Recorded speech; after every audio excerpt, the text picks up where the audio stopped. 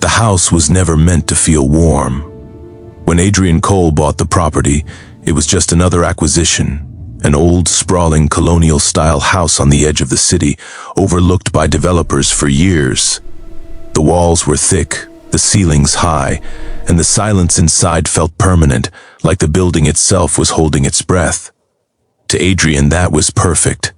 He didn't buy homes to live in them. He bought them to exist quietly on paper. That was before the storm.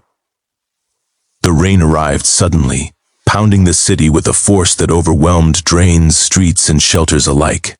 Adrian stood by the tall windows of his downtown office, watching headlights crawl through flooded roads. His phone buzzed continuously.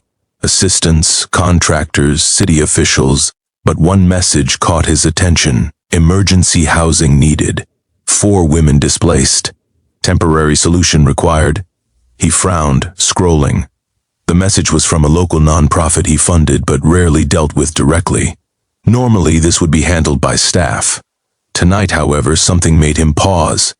The house on Willow Lane surfaced in his mind, empty, insured, unused. "Send them the address," he said into the phone before he could overthink it. "They can stay there for now." "For how long, sir?" his assistant asked. Adrian hesitated. "Until we figure something out." He didn't know then that those words would change far more than the fate of an empty building. By the time the taxi pulled up to the iron gate, the rain had softened into a steady drizzle.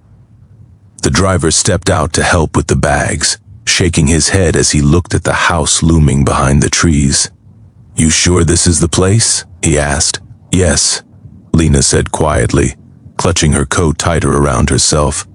She stood beside 3 other women, all strangers to one another until the disaster had forced their paths to cross.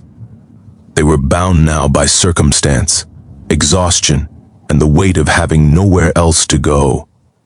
Maya was the first to move, walking up the path with determined steps despite her soaked shoes. "At least it's standing," she muttered. "That's more than some places can say." Nora followed, silent, eyes scanning everything with careful attention. She had learned long ago not to trust first impressions, especially generous ones. Behind them, Clara struggled with a suitcase missing one wheel, frustration written plainly across her face. "If this is a joke, I swear." "It's not," Lena said gently. "They wouldn't send us here if it was..." The door opened with a low creak, revealing a vast, dimly lit interior. The air smelled faintly of dust and old wood, untouched but not neglected. Someone had prepared the place, lights on, heat running, even fresh linens folded neatly on a nearby table. For a moment, none of them spoke. "This doesn't feel temporary," Maya said finally. "It doesn't feel real," Clara added. They stepped inside, one by one, the door closing behind them with a solid finality that echoed through the hall. Adrian didn't visit the house that night. He told himself there was no reason to. He had done what was required, provided shelter, fulfilled responsibility. Yet later, sitting alone in his penthouse, he found himself wondering who they were. Not their names or backgrounds. Those details would be in a report somewhere. But how they were reacting to the space. Was it overwhelming? Comforting? Suspicious? He shook off the thought and poured himself a drink. Still, sleep didn't come easily. By morning, the house felt different. Sunlight filtered through tall windows, illuminating details the women hadn't noticed the night before. Carved banisters, a fireplace etched with intricate patterns, shelves waiting for books that had never arrived. Maya claimed the kitchen instinctively, tying her hair back and opening cabinets. "Okay," she announced. "There's food. Real food. Whoever owns this place didn't cheap out." "That's what worries me," Nora said from the doorway. "People don't give away things like this without expectations." Lena sat at the dining table, sipping tea slowly. Maybe they just don't want it empty. Clara dropped onto a chair, exhaling. "I don't care why. I just care that I can shower and sleep without listening for sirens." No one argued with that. As the day unfolded, Unspoken rules began to form.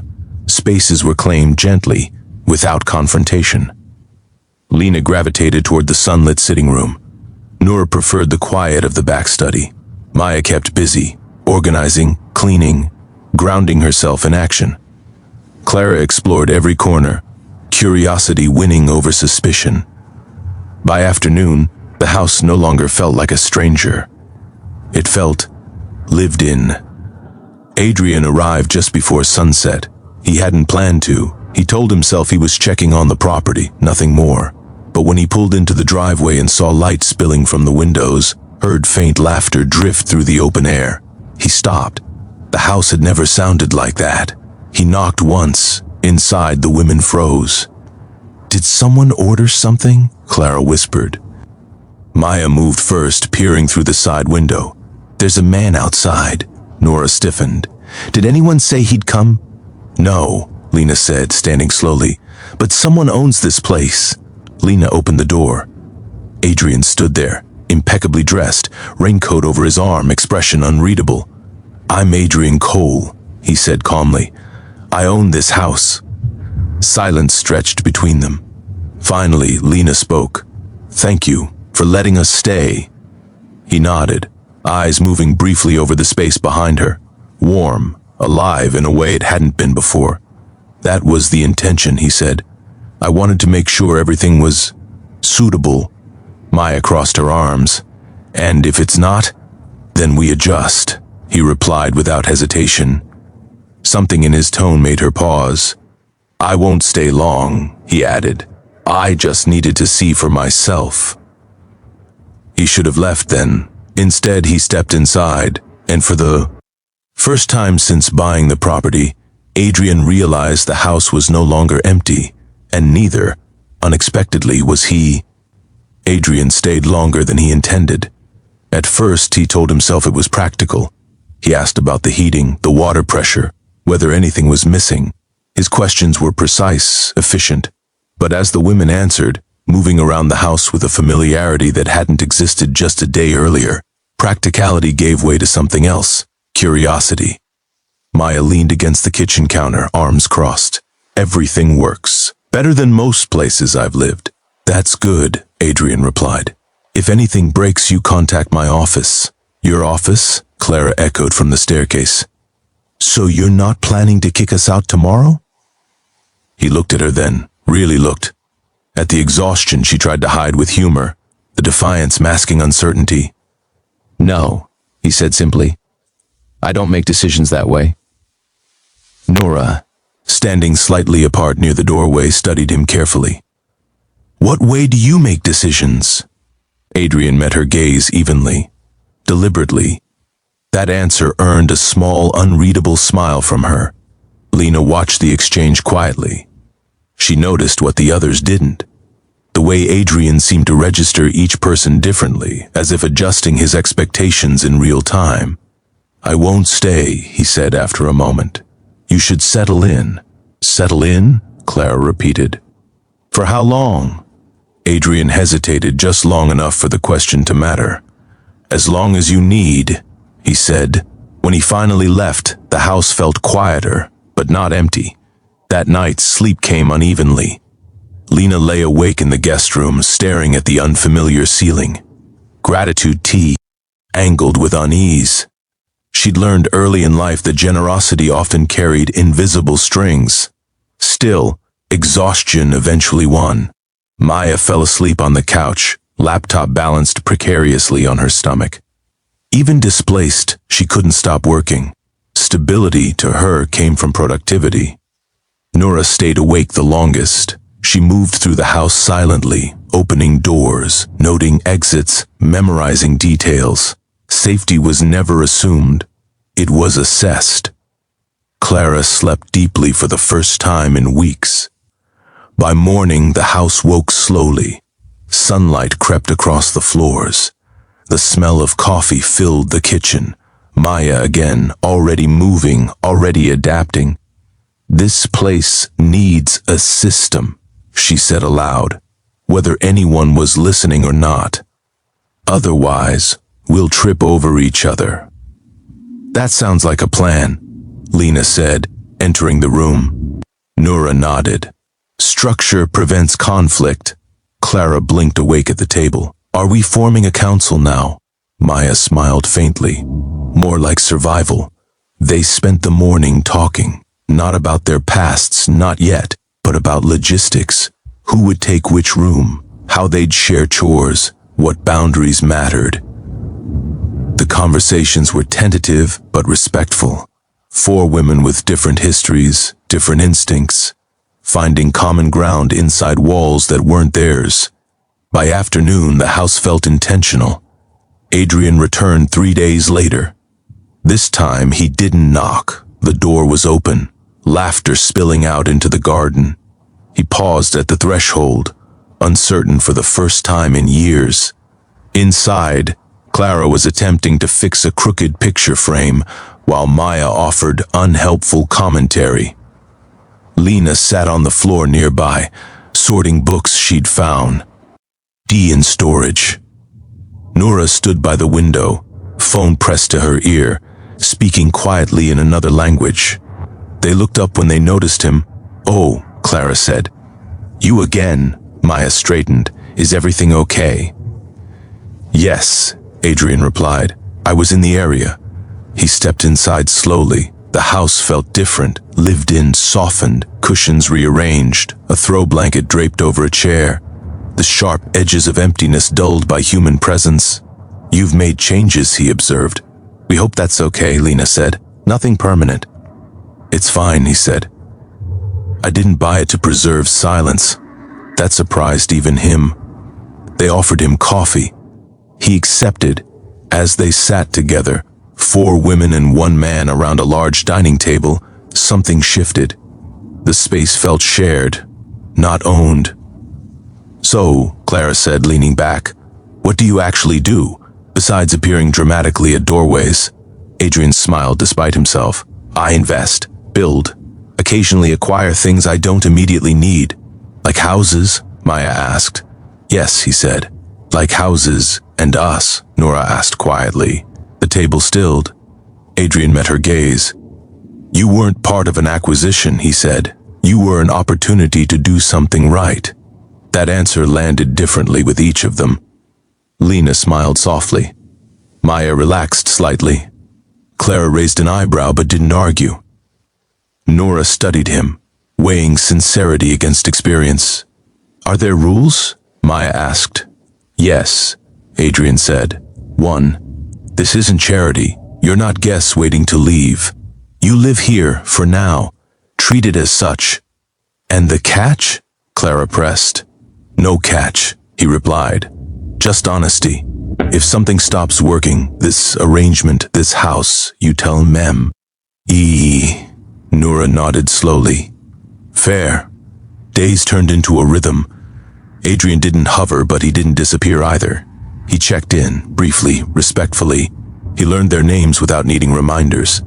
He noticed changes, Maya's late nights, Lena's quiet mornings, Clara's restless energy, Noura's guarded watchfulness.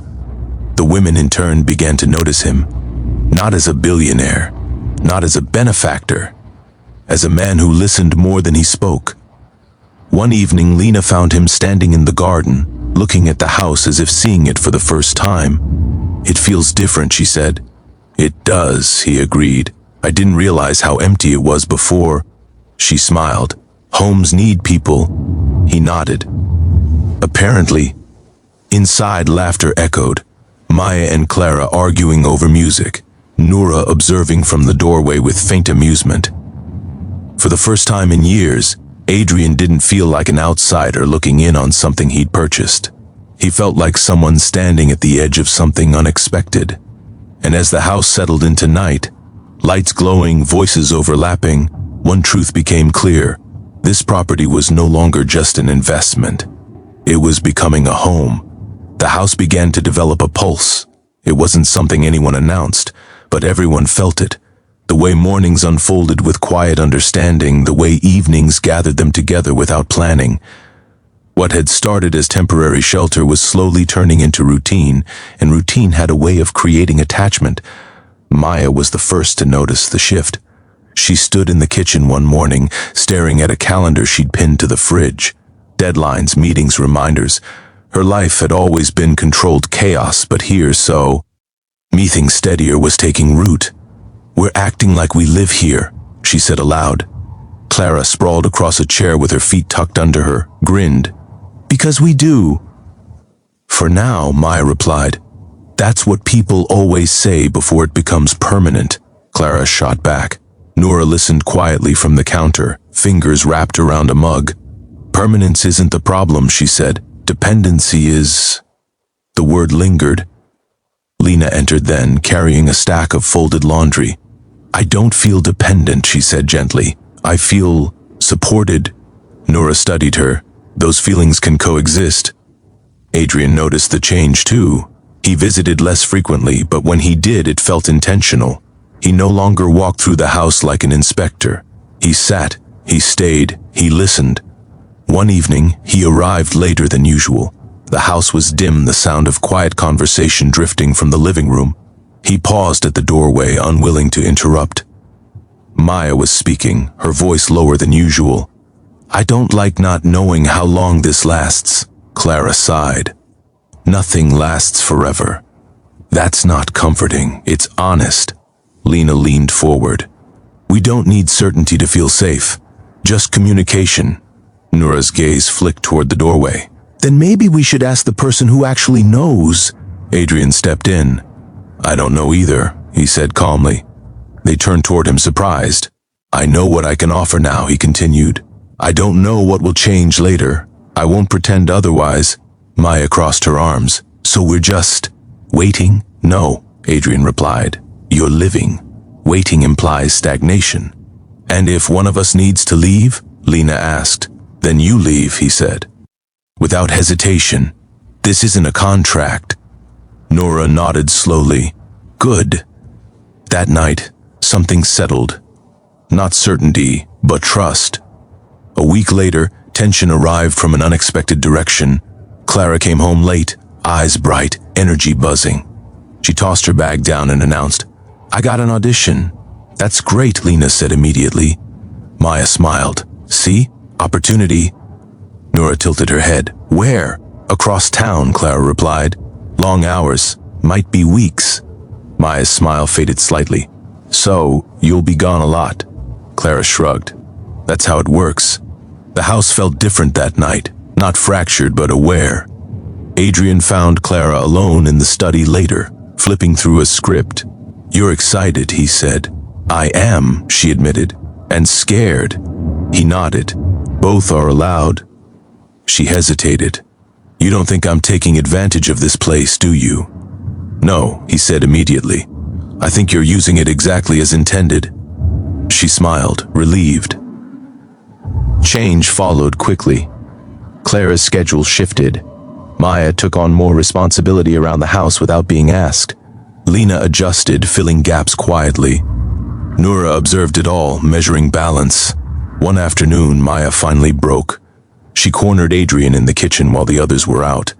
"This works because it's equal," she said, "but it's starting to feel uneven." He listened without interrupting. "I don't want resentment," she continued, "or obligation." "Neither do I," he replied. "Tell me what you need." She paused, surprised by the question. "Clarity." He nodded. "Then here it is. This house stays open as long as it serves everyone, not just me. If that changes, we reassess, together. And if someone wants to stay longer than others, that's their choice," he said. "Not yours to manage." She exhaled slowly. "Okay." That evening, the four women sat together again, the conversation heavier this time. "We need honesty," Lena said. "We need flexibility," Clara added. "We need boundaries," Nora finished. Maya nodded. "And we need to remember why we're here." They looked around the room, not at the walls, but at each other. Adrian watched from the doorway, unseen. For the first time, he understood something important. He hadn't created this home, they had. Later that night, Lena joined him in the garden. "You're quieter than usual," she said. "I'm learning," he replied. She smiled. "That's rare." So is this, he said, gesturing toward the house. I didn't plan it. The best things usually aren't planned, she said. He looked at her thoughtfully. Does this feel temporary to you? She considered the question. It feels meaningful. Even if it doesn't last, he nodded. That might be enough. As the lights inside dimmed and the house settled into sleep, something became clear to everyone involved. This wasn't just about shelter anymore. It was about choice, balance, and the fragile, powerful thing that happened when strangers decided, together, to build something real. The first crack appeared quietly. It came not as an argument, but as absence. Clara stopped coming home most nights. Her audition had turned into callbacks, rehearsals, late dinners with unfamiliar names and shifting promises. When she did return, she moved through the house lightly, as if afraid of disturbing something fragile. Maya noticed immediately. She tried not to comment at first. She told herself everyone was allowed their momentum. But the calendar on the fridge filled unevenly now. Some names written boldly, others fading into empty squares. Nora noticed too, though she said nothing. She had learned that imbalance rarely announced itself loudly. It simply grew. Lena felt it most in the evenings, when the house settled too quickly, conversations ending earlier than before. Adrian sensed it without being told. He arrived one afternoon to find Maya scrubbing the already clean counter with unnecessary force. You're angry, he said calmly. I'm frustrated. She corrected, not turning around. There's a difference. Talk to me. She stopped, finally facing him. This place worked because it felt shared. Now it feels like people are drifting in and out without acknowledging what they're leaving behind. Are you talking about Clara? He asked. Yes, she said, then softened. And no, I'm talking about all of us. He nodded slowly. Change test systems. Then maybe the system needs to change, she said. That night, they gathered in the living room, intentionally this time. Clara arrived late, eyes tired but bright. She froze when she sensed the atmosphere. This feels serious, she said. It is, Nora replied. Lena spoke gently. We're not upset with you. We just need to talk. Clara sat slowly. Okay. Maya took a breath. We started this together. Lately it feels like we're moving at different speeds. Clara looked down. I didn't mean to pull away. I know, Lena said, but intention doesn't erase impact. Silence settled. Nora leaned forward. This place was never about staying forever. It was about stability while we figured things out. I am figuring things out, Clara said quietly. For the first time in a long time. And we're proud of you, Maya said. But we need to know if this is still home or just a stopover. Clara swallowed. I don't know yet. That honesty hurt, but it was clean. Adrian watched from the edge of the room, resisting the urge to intervene. Finally, Nora spoke again. Then maybe we need to redefine what home means. The conversation shifted after that, not toward resolution but clarity. They talked about boundaries, about contribution, about the difference between presence and belonging. No one raised their voice. No one left the room. By the end, they were exhausted, but lighter. Clara stood. I don't want to lose this, she said, even if my life looks different now. You don't have to, Lena replied. Just don't disappear without letting us know. Clara nodded. I can do that. The next change came from outside. Adrian received an offer he hadn't anticipated, an opportunity to sell the house at a significant profit. It was the kind of deal he would have accepted without hesitation before. He stood alone in the study, staring at the email. Selling would be easy, logical, clean. Keeping the house meant complication. That night, he brought it up at dinner. The table went quiet. You're selling? Maya asked. It's an option, he replied. Nothing decided. Lena folded her hands. Would we have to leave? Yes, he said honestly. Eventually. Nora studied his face. Do you want to sell? The question caught him off guard. I don't know, he admitted. That's new for me. Maya exhaled. Figures, what does this house mean to you? Lena asked. He looked around.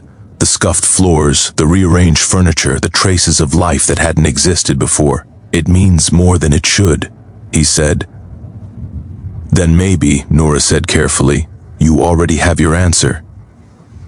Sleep didn't come easily that night, for any of them. Maya lay awake, thinking about independence and how easily it blurred into isolation. Clara stared at the ceiling, wondering if success always required sacrifice. Nora considered risk, emotional, not financial, and whether it was worth taking. Lena sat by the window, watching the house glow softly against the dark, feeling something like gratitude. Mixed with fear, Adrian stayed awake longest of all. By morning, he'd made a decision. He didn't announce it immediately. Instead, he showed up differently. He stayed longer, asked more questions, listened harder, and then, one quiet afternoon, he gathered them in the living room. I'm not selling, he said. Relief flickered across faces, some openly, some guarded. But, he continued, this can't stay undefined. Homes need intention, not just kindness. Maya nodded. Agreed. This place can remain available, he said. But I won't be the center of it. You will. Nora raised an eyebrow. Meaning, he said. If you choose to stay, you do so because it supports your lives, not because I provide it. Clara smiled faintly. You're letting go of control. Yes, he said. I am. The silence that followed wasn't tense. It was full. That evening the house felt steady again, not fixed, not permanent, but chosen. And for the first time, each of them understood that what made this place a home wasn't the walls, or even the opportunity. It was the willingness to face change together, and still stay. The morning air was crisp, carrying the scent of rain from the previous night. The women moved through the house with quiet confidence, each settled into her routine in a way that had felt impossible weeks before.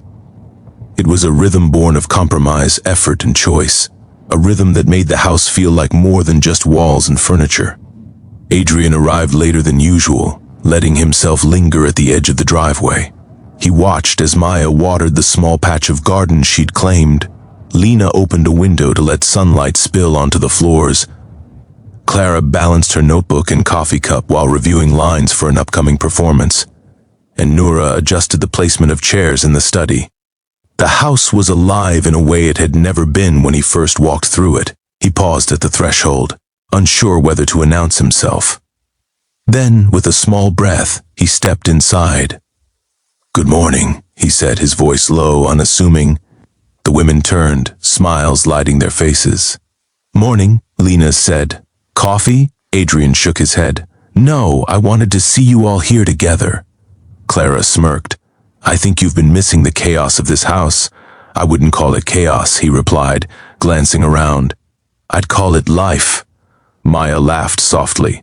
Life requires balance, she said, and you've let us find it. Adrian nodded, thoughtful. I learned something, he said slowly. I didn't realize a house could chang. Me. The women fell silent, caught off guard by the admission. You mean, Lena prompted. Yes, he said.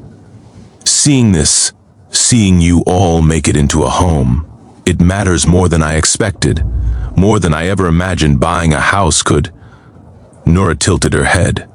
And you, what does that mean for you? He studied her for a moment. It means letting go. The weight of the words hung between them. Adrian wasn't used to admitting vulnerability, but here it was, plain and honest. You're serious? Clara asked. I am, he said.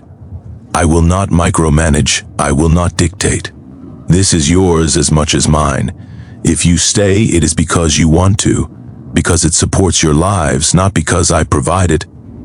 The relief was palpable, the tension that had lingered since the idea of selling the house evaporated. Maya spoke first, softly. Then we stay, Clara nodded. I stay. Lena smiled. So do I. Nora's expression softened. I stay as well. Adrian exhaled, a rare smile breaking across his face. Good. That settled then. They spent the rest of the day together, organizing the house, adding small touches. Maya hung a string of lights in the living room. Lena arranged books on the shelves. Clara left sketches and notebooks on the desk for inspiration. Noura labeled the kitchen supplies meticulously, bringing order to their shared space. Adrian moved quietly among them, offering assistance when needed, but mostly observing and allowing them to make decisions. That evening, they sat together in the living room, soft music playing in the background, rain tapping gently against the windows. For the first time, the house felt complete. Not because of him, not because of them, but because of the combination of effort, trust, and choice. "This is nice," Clara said, leaning back on the couch. "Yes," Lena agreed. "It feels like home." Maya smiled faintly. "And it's ours," Noura added, "and we chose it that way." Adrian felt a quiet warmth in his chest. "Then I suppose I finally understand what it means to invest in people, not just property." They laughed softly together, the sound carrying through the house. No awkwardness, no boundaries pressing too tightly, just presence. Days turned into weeks, and the rhythm of life in the house solidified. Each woman pursued her path, supported by the others and by Adrian's quiet presence. Maya's work flourished. Clara's performances gained recognition. Lena's routines brought comfort and balance. And Noura's meticulous nature kept the household running smoothly. Adrian, in turn, learned to navigate life differently. He no longer measured success in acquisitions or profit. He measured it in moments like this: shared dinners, laughter, quiet companionship. He discovered that control wasn't the ultimate goal, and that letting go could be more rewarding than holding tightly. One night, as they all gathered in the kitchen for a simple dinner, Adrian finally spoke what had been on his mind for weeks. "I wanted to say something," he began. "When I first brought you here, I thought I was helping. But the truth is, you've helped me more than I can say." Maya looked at him, surprised. "Us? Yes," he said. "Watching you all create a home, care for one another, and support each other. It's made me see the value in more than possessions, in more than plans, in more than control." Clara raised an eyebrow. "That's unexpected, not unchar." "Yui," he added, "you've changed this house, and me, without even trying." Lena smiled warmly. "Then we've all gained something, haven't we?" "Yes," Adrian agreed, "and I hope this continues, not because I demand it, not because it's convenient, but because we choose it. Together." The women nodded, their expressions soft with understanding and gratitude. From that night on, the house no longer carried the weight of uncertainty. It was a place of choice, warmth, and unexpected family. They shared routines and laughter, ambitions and frustrations, quiet mornings and late-night conversations. And for Adrian, the billionaire who had purchased the property thinking it would be just another investment, the house became something far more valuable. It became proof that generosity, respect, and trust could transform not just a building, but the lives of everyone inside it. Months later, the four women stood in the garden one evening, watching the sunset. "It really feels like ours now," Clara said. "Better than I imagined," Maya added. Lena looked around at the others. "It's more than a house, it's home." Noura nodded, her rare smile gentle. "We chose it that way." Adrian stood beside them, looking at the house, at the women, at the garden that had become theirs. "It's perfect," he said quietly. "Not because I made it so, but because you all did." The wind shifted, carrying the scent of rain and earth. Light spilled across the windows, illuminating the rooms, the furniture, the little traces of life that had turned a cold, empty house into something extraordinary. And in that moment, everyone knew it would stay that way. Chosen, lived in, and loved, not because anyone had to, but because they all wanted it to be. It wasn't just a house anymore. It was home, More stories will keep coming, so please don't forget to like and subscribe.